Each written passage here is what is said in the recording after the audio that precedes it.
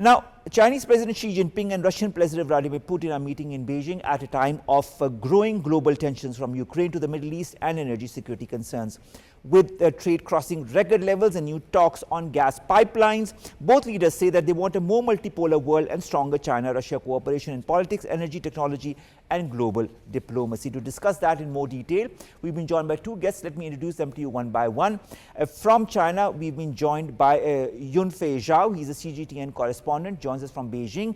And our second guest is Dr. Roxolana Zigon. She's a director of the Scientific Analysis Center of International and Strategic Research and joins us from Moscow. Thank you very much to both of my guests to have joined us. We'll begin with Dr. Roxolana. President Putin says China-Russia relations have reached an unprecedented level. Now, from the Russian perspective, what in your point of view has changed most in this partnership over the last 25 years? Russia and China used to be ideological rivals at one point of time in the past. Now, how did that history, in your point of view, transform into today's strategic cooperation? It's a great question indeed.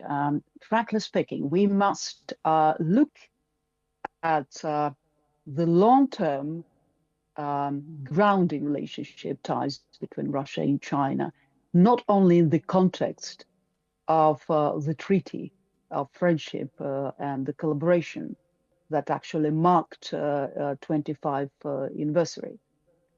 We should look at these ties and the origins of its development in the context of the whole complexity that the world order has been passing through.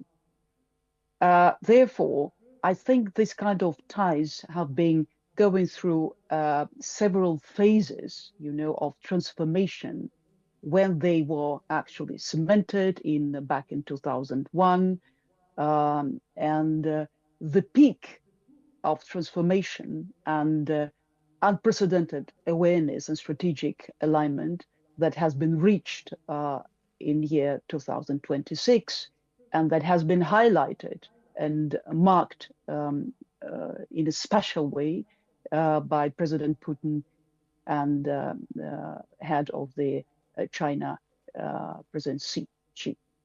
So I think that this transformation has been marked by several important elements.